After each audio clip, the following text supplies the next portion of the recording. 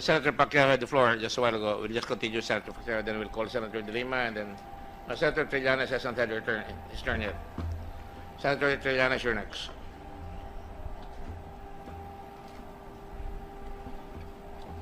Thank you, Mr. Chairman. So nakita po natin yung presentation ng mga pulis at nakita po natin ang pagbabago, yung crime rate na bumaba talaga, no? Doon lang sa killings, doon sa maraming mga namatay dahil dito sa massive na pagsugpo sa illegal na droga, campaign against illegal drugs. Yun nga, sinabi ng mga pulis na ang lahat ng mga namamatay, hindi lahat kagagawan ng mga pulis yun sa kanilang operation. Kumbaga, dahil siguro sa massive operation ng illegal drugs, campaign illegal drugs, yung mga drug lords, drug pushers, pinapatay na nila yung mga tao nila. Sila na rin nagpapatayan dahil sa baka isumbong o ikanta yung mga pangalan nila, lalo na kung may mga malalaking tao na sa likod, no, na dito sa mga campaign against illegal drugs. Kaya yun yung nangyayari. So, I'm sure naman siguro, Mr. Chairman, na masaya tayo dahil sa sipag ng ating mga kapulisan ngayon na pinamumunuan ni PNP Chief Ronald De La Rosa, at napakaganda yung mga accomplishment niya within 3 months, no? Dapat tayo magpasalamat dahil nagkaroon tayo ng isang Chief PNP na katulad ni Ronald De La Rosa na talagang head-on, no, dito sa to fight against illegal drugs. At wala tayong ang gusto nating ipaalam dito, wala tayong pinapanigan dito kundi yung statistic, yung resulta ng mga trabaho. Kaya ko naman sinasabi na kanina bago nag-present yung PNP, parang boxing yan, may tail of the tape. Kasi I'm not attacking the past administration, but I'm just comparing of the result of this yung numbers ng solved crimes at saka mga nakasuhan, na-arrested ng mga kapulisan, at I'm sure hindi ganito karami yung mga arrested sabi nga ni General De La Rosa, hindi 22,000 ang arrested nung past administration, which is mas maganda ngayon kasi mas marami silang naaresto dito sa mga ipinagbabawal at against mga crimes na hindi lamang sa droga kundi marami pang mga ibang crimes na naaresto din nila. So dito siguro sa Mr. Chairman sa aktibo at masipag ng kapulisan natin at itong paliwanag ng presidente sa atin, ng Pangulo, na hindi naman talaga niya directing inuutos na pagpapatayin lahat yung mga drug addicts. Kundi ang sinasabi niya, ang instruction niya doon sa mga kapulisan, kung ang buhay ninyo nalagay sa delikado, mabuti pang, kaya nga sa amin nga, mabuti pang tayo maariglo kaysa tayo inaariglo. Mahirap yun, no? Kahit sa Amerika, nanonood ako yung programa na police police cop, yung hinuhuli yung mga bad pag may inaaresto tapos sinabing itaas ang kamay tapos hindi ka nakinig, binaba yung kamay mo doon sa bulsa, hindi na pinapadukot yung kamay doon sa bulsa, binabaril na agad kasi sinabing taas, bakit mo dumukot ka pa sa bulsa mo? O doon siguro doon yung mga situation na hindi mo pwedeng palampasin yon, at kaya nangyayari yung mga ganun. Pero despite of that, ang daming mga arestado, Mr. Chairman, na dapat ang focus din natin hindi lamang dito sa extrajudicial killing, kundi ang focus din po natin sana, no, para sa akin dito sa ating investigasyon, kundi yung rehabilitation center. Dahil maraming mga sumuko, maraming mga naaresto na kailangan nating i-rehab, kailangan nating tulungan. Which is pinaliwanag naman at yung presentation ng isang witness kanina ni Police Senior Superintendent Dionisio Abudi. Napakaganda yung programa para tulungan yung mga kabataan na nalulong sa mga masamang bisyo at tinuturuan ng magandang asal at magandang pagkikitungo sa kapwa. Yun po siguro Mr. Chairman, no, at marami po akong katanungan pero hindi lang naman kasi ito ito ang witness natin ngayon ang mag-testify ngayon, kundi mayroon pa tayong mga mag-testify. So yung mga katanungan ko mamaya to follow pa doon sa mga ibang mga testigo at mga magbigay ng mga pahayag ayon doon ungkol dito sa extrajudicial killing. So gusto ko lang malaman, Mr. Chairman, na bakit natin, for the record, bakit natin atakihin ang programa ng administrasyon ngayon na napakaganda man para sa atin? Bakit natin hindi tanungin ang mga taong bayan? Siguro yung mga magrereklamo, bakit kayo nagrereklamo? Ang ganda ng resulta. No? Ang ganda ng resulta ng mga numbers o statistic ng resulta ng mga pagresolba ng krimen dito, bumaba lahat. Except lang maintindihan natin yung pinaliwanag ng mga pulis dahil tumaas yung killings because of this massive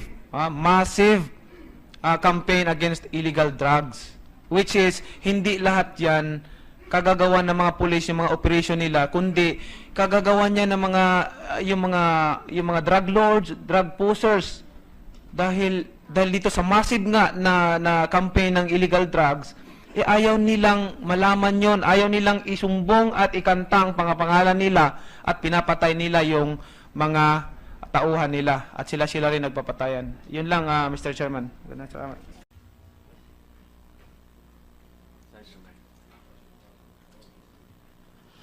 All right.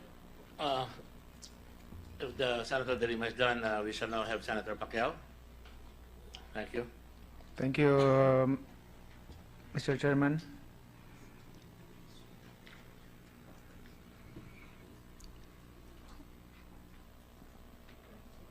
Magbisaya kami o magtagalog?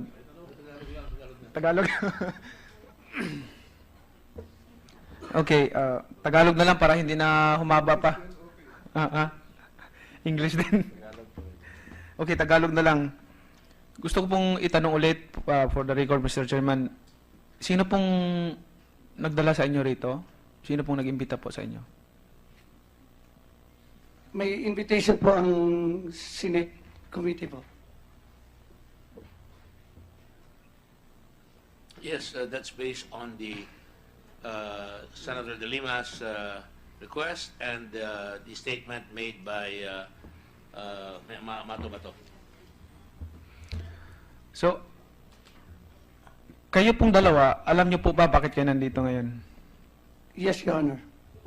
Ano po? Bakit kayo nandito ngayon? Ano pong dahilan?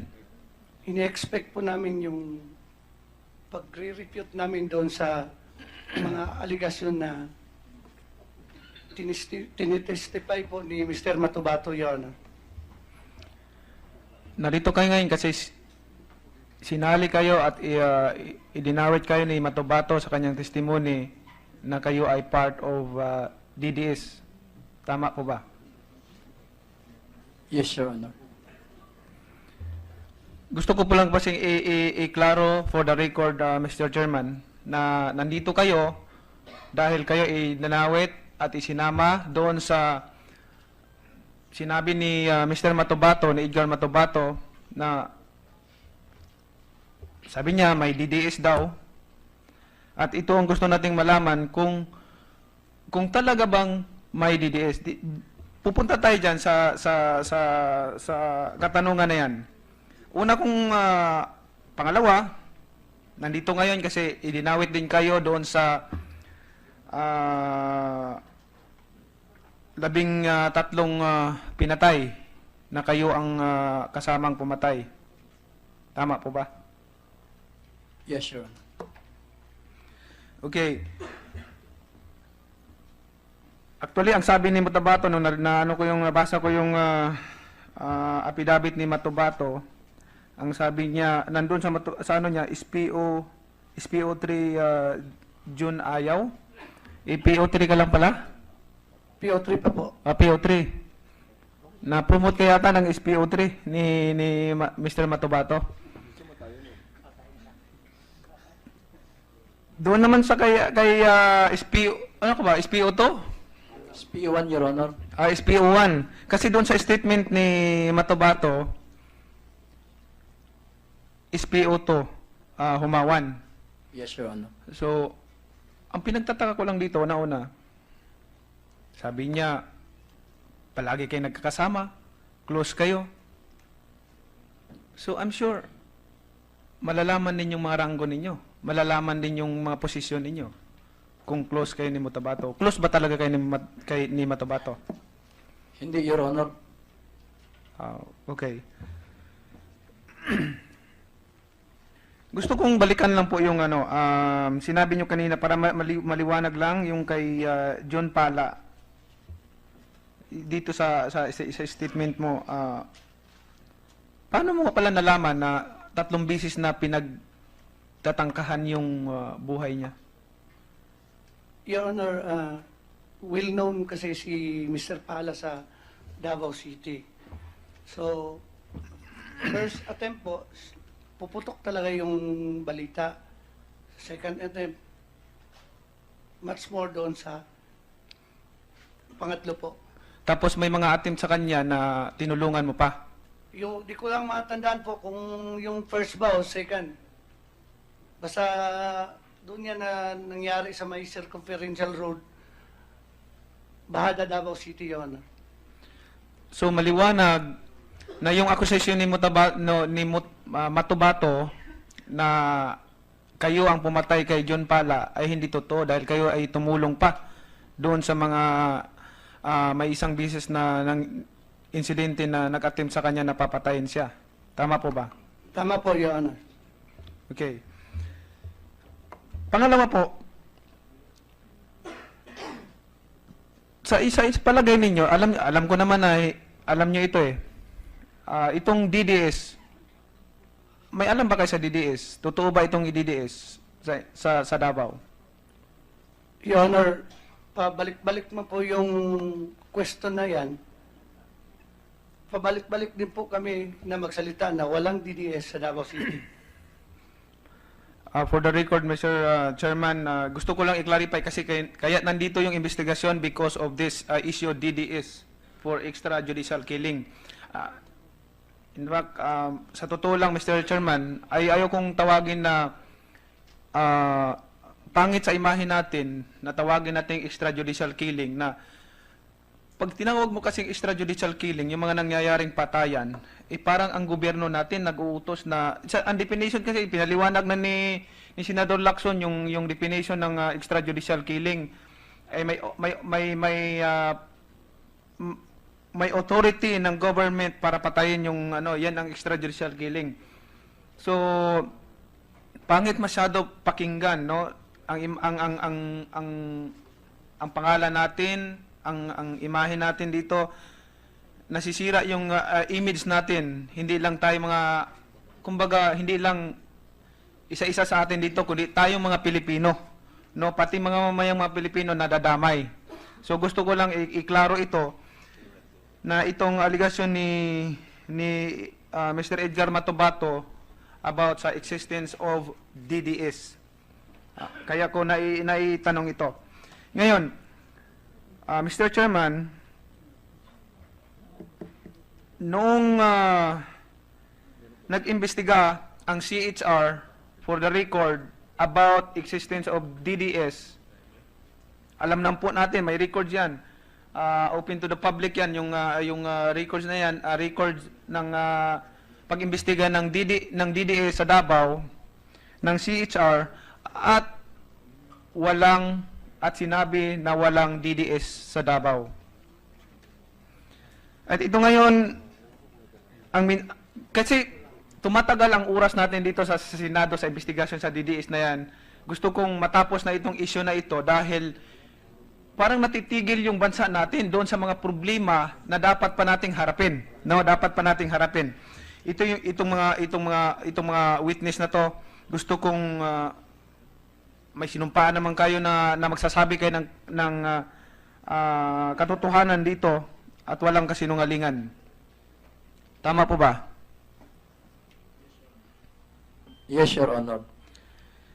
Okay, nandito kayo, sabi ni Matubato, nakasama kayo sa pagpatay doon sa kay John pala. Totoo po ba o hindi? I categorically deny, John. Okay.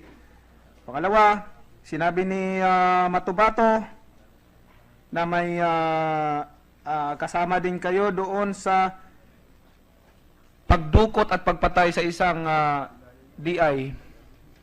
Dan sa instructor ba yan? Yes, Your Honor. Totoo ba yan o hindi? Hindi po totoo yan, Your Honor.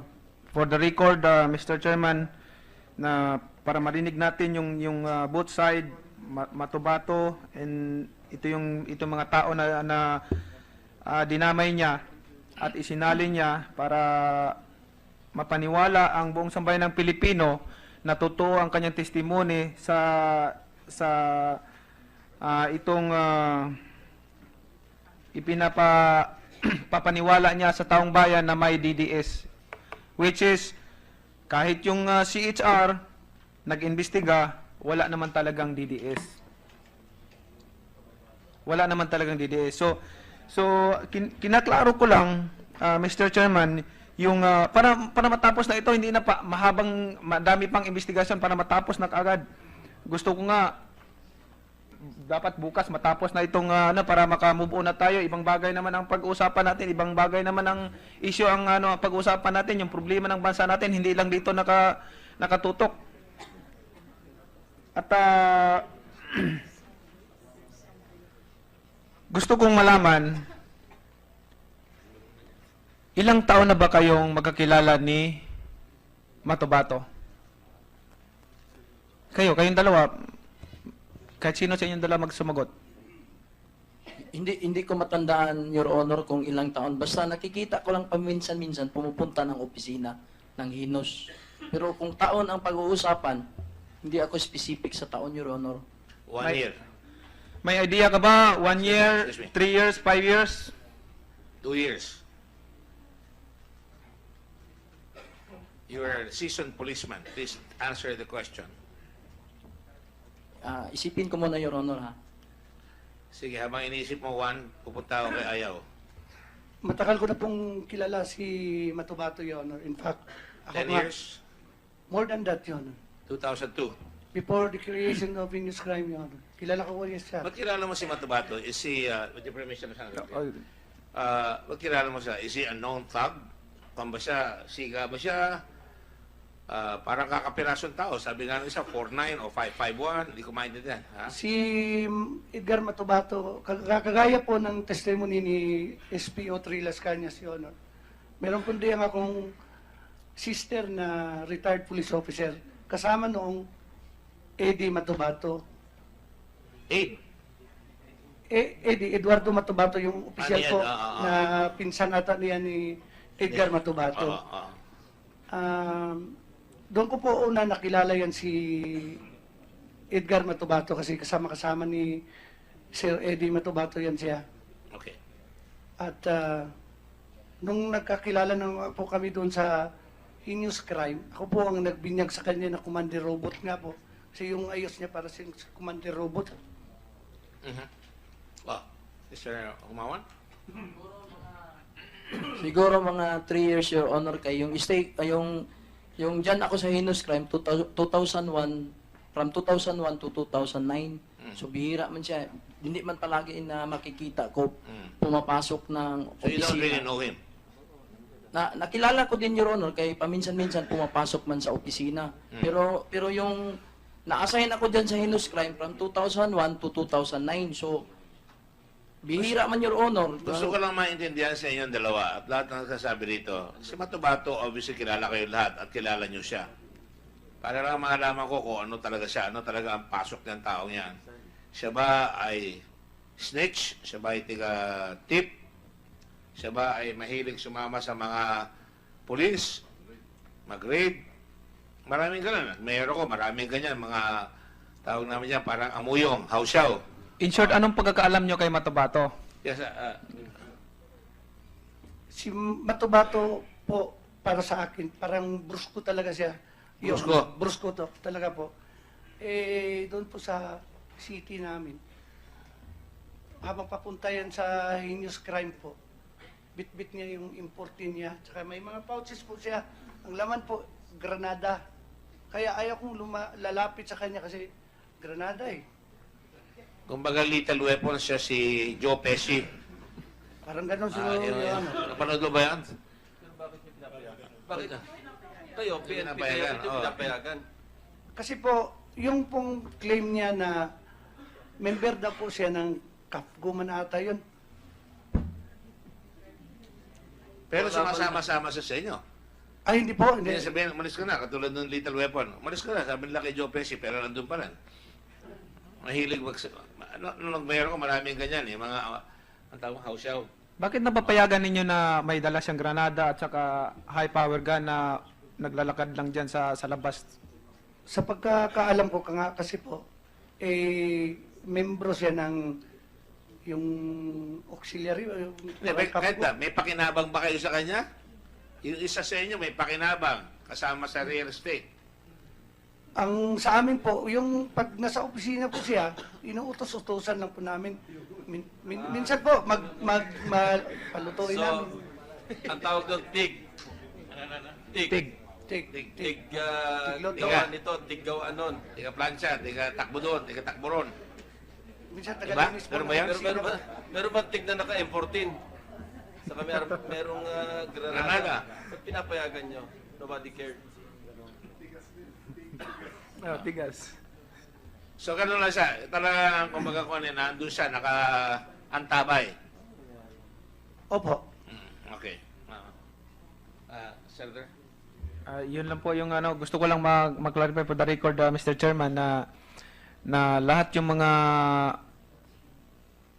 paratang ni Matubato, nasagot nila at narinig natin at dininay nila at yung mga testimony nila, narinig din natin lahat yung buong testimony nila at paano sila sumagot. Siguro may idea na tayo kung sino nagsasabi ng totoo o hindi.